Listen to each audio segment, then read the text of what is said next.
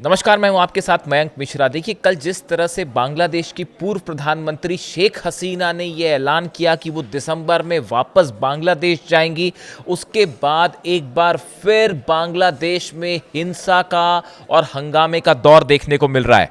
बांग्लादेश की पूर्व प्रधानमंत्री शेख हसीना की नई दिल्ली में हुई वर्चुअल प्रेस कॉन्फ्रेंस के बाद बांग्लादेश में राजनीतिक हलचल फिर तेज हो गई है। राजनीतिक विश्लेषकों का मानना है कि यह संबोधन बांग्लादेश में नए राजनीतिक समीकरण बनाने के संकेत हो सकता है और इससे एक ओर आवामी लीग की जमीनी कार्यकर्ताओं में नया उत्साह है, तो वहीं दूसरी ओर हिंसा की घटनाएं भी सामने आने लगी हैं।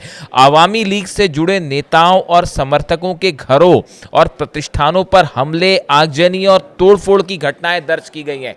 यानी देखिए, जैसे ही शेख हसीना ने ऐलान किया कि वो वापस बांग्लादेश जाएंगी और 3 महीने बाद वापस जाएंगी, इस तरह के ऐलान के बाद बांग्लादेश में पिछले 12 घंटे के अंदर अगर आप देखें तो कई जगह पे घरों में और दफ्तरों में आग लगाने की घटनाएं सामने आई हैं, हिंसा की घटनाएं सामने आई हैं। जो अलग अलग कंपनीज हैं उसमें तोड़फोड़ की बातें कही जा रही है। देखिए, ये ऐसा कहा जा रहा है कि ये अवामी लीग के जो सदस्य हैं, इनके नेताओं को और इनके जुड़े कार्यकर्ताओं से संबंधित जो बिजनेस है, इनको टारगेट करके ये हिंसा की गई है। वहीं जुलाई के आंदोलन के बाद बीएनपी, जमाते इस्लामी और नेशनल सिटीजन पार्टी के बीच राजनीतिक वर्चस्व की लड़ाई फिर से तेज हो गई है। देखिए, ये जिस तरह से शेख हसीना ने ऐलान किया, उसके बाद जो है जमाते इस्लामी, बीएनपी और नेशनल सिटीजन पार्टी, ये सब के सब अपने समीकरण बैठाने में जुट गए हैं, जिससे हालात जो है एक बार फिर राजनीतिक अस्थिरता की ओर आगे बढ़ रहे हैं।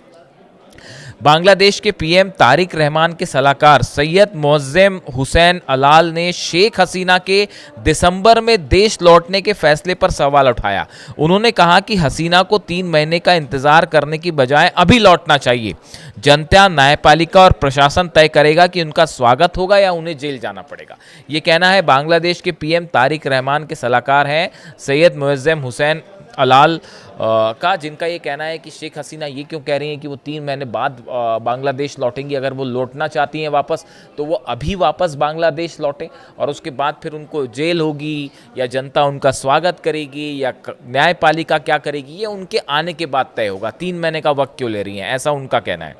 शेख हसीना के बेटे और अवामी लीग के नेता साजिब वाजिद जॉय ने दावा किया है कि बांग्लादेश विफल राष्ट्र की ओर बढ़ रहा है। ये कहना है शेख हसीना के बेटे का, और भारत के पूर्वी मोर्चे पर दूसरा पाकिस्तान बनता जा रहा है। ये ऐसी बात उनकी तरफ से कही गई है।